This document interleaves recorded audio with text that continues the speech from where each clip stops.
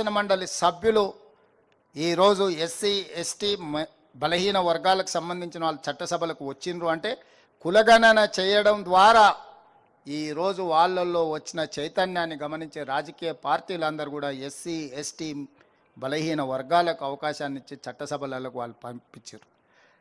ఇది తొలి అడుగు మాత్రమే. ఇది సరిపోయిందని నేను అనడం లేదు. నిధులు కావచ్చు, ఉద్యోగాలు కావచ్చు, ఉపాధి కావచ్చు. ఇక ఉపాధికి వస్తే చాలా ఇబ్బందులు ఉన్నాయి ఆర్థికంగా. మీ అందరికీ పదే పదే నేను చెప్తున్నా, వేసిన అంచనాలు ఒకటి, వచ్చిన ఆదాయం ఇంకొకటి, ఉన్న అప్పులు వేరొకటి. అంచనాలు తప్పినాయి, ఆదాయం తగ్గింది, అప్పులు అడ్డగోలుగా పెరిగిపోయినాయి.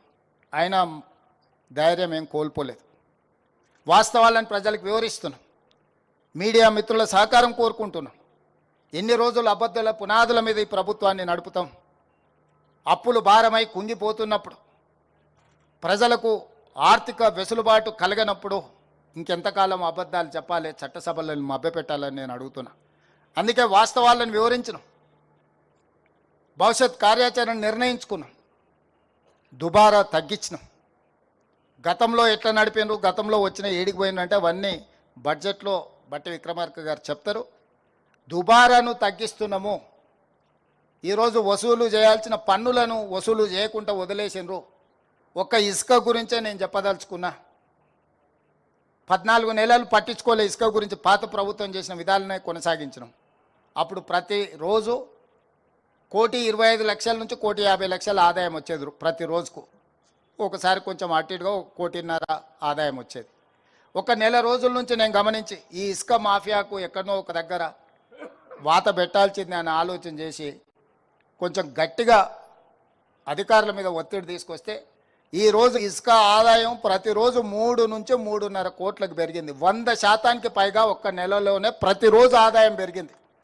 ఆనాడు 600 కోట్ల రూపాయల ఉన్న ఆదాయం ఈరోజు అంచనా వేస్తే 1,200 కోట్లకు పెరిగే పరిస్థితి వచ్చింది. 30 రోజుల్లో నేను సభలో లెక్క చెప్తా. జిఎస్టీ దేశంలోనే హైయెస్ట్ కలెక్షన్స్ తెలంగాణ రాష్ట్రానికి వచ్చింది. 17% సక్సెస్ రేషియో ఇంప్రూవ్ అయింది. అదేవిధంగా స్టేట్ ఓన్డ్ ట్యాక్స్, రాష్ట్రానికి వెసులుబాటు ఉన్న పన్నుల వసూళ్లలో భారతదేశంలోనే తెలంగాణ రాష్ట్రం మొదటి భాగాన నిలబడ్డది. 88% పన్నుల వసూళ్లలో రికార్డును సృష్టించి తెలంగాణ రాష్ట్రం నెంబర్ 1 ఉంటే నెంబర్ 2 86% మహారాష్ట్ర ఉన్నది. ప్రధానమంత్రి రిప్రజెంట్ చేసే గుజరాత్ 6th or 7th ప్లేస్లో ఉన్నది. రాష్ట్రానికి రావాల్సిన ఆదాయ పన్ను వసూళ్లలో ఈ ప్రభుత్వం దేశంలోనే మొదటి స్థానంలో ఉంది. నిరుద్యోగ సమస్య 8.8 ఉంటే తెలంగాణ స్టేట్లో 6.1కి తగ్గించినాం. నిరుద్యోగ సమస్యను తగ్గించినాం. ఇన్ఫ్లేషన్ అంటే నిత్యావసర వస్తువుల ధరల నియంత్రణ. భారతదేశంలోనే ధరల నియంత్రణలో తెలంగాణ రాష్ట్రం ఉంది. 1.3 ఇన్ఫ్లేషన్తో Telangana number 1, average in Kerala 7.1. అంటే ఇతర రాష్ట్రాలన్నిటికంటే కూడా నిత్యావసర వస్తువులను నియంత్రించడంలో తెలంగాణ రాష్ట్రం దేశంలోనే ముందున్నది. గణాంకాలని socio economic survey report government of India ఇచ్చిన రిపోర్ట్ ఇది. మేము మా సొంత లెక్కలు కావి. కేంద్ర ప్రభుత్వం అధికారిక గణాంక